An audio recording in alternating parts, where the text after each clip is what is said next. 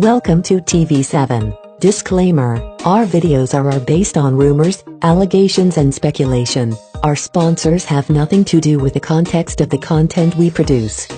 United States President Donald Trump on Wednesday snubbed President Robert Mugabe as he treated other African leaders to a working lunch on the sidelines of the 72nd United Nations General Assembly in New York. Trump was joined by South African President Jacob Zuma and leaders of Nigeria, Cote d'Ivoire, Ethiopia, Ghana, Guinea, Namibia, Senegal and Uganda.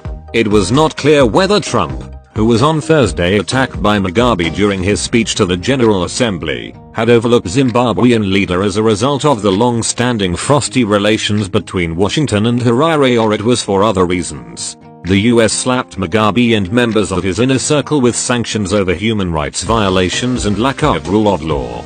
On Thursday, Mugabe took a dig at Trump for his speech on North Korea and Iran, which he said was threatening peace. In a speech that lasted about 20 minutes, Mugabe called on Trump to blow his trumpet in a musical way, towards peace. That was a bit surprising, as Mugabe, ahead of his 93rd birthday, had suggested in an interview with ZTV that Trump might re-examine long-standing US sanctions on Zimbabwe.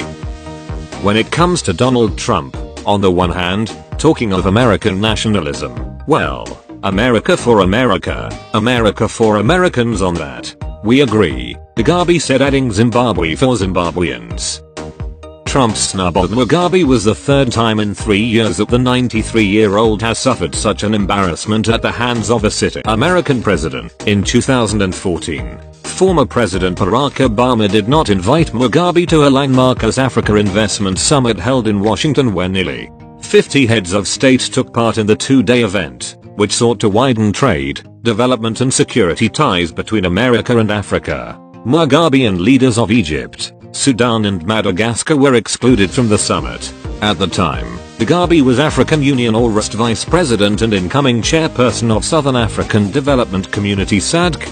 In 2015, Obama visited the OAU headquarters in Addis Ababa, Ethiopia, but avoided meeting Mugabe, although he was at the time chairperson of the continental body in the regional SADC bloc. During his speech at the OAU headquarters, Obama condemned African leaders who refused to give up power, in remarks widely interpreted as a veiled attack on Mugabe.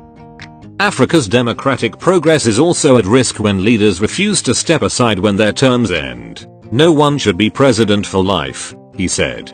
The country's largest opposition party, MDC, said no one was prepared to engage with Mugabe because he had outlived his usefulness to them. Surely, you couldn't expect Trump to invite Mugabe to the working lunch that he hosted on the sidelines of the UN General Assembly. Mugabe is a pariah in influential world politics. That's why even Obama hardly made a direct reference to Mugabe in his speeches, even when he visited Africa, said MDC spokesperson Obed Gutu. Mugabe wants to sound bullish and cocky in his UN public speeches. The bottom line, however, is that he is yesterday's man. His brand of politics and grandstanding is no longer in sync with the dictates of modern-day global politics and international relations, he added. Analysts said it was not surprising that Mugabe had been excluded from the working lunch, as the US could have been guided by its foreign policy and the country's strategic interests in Africa.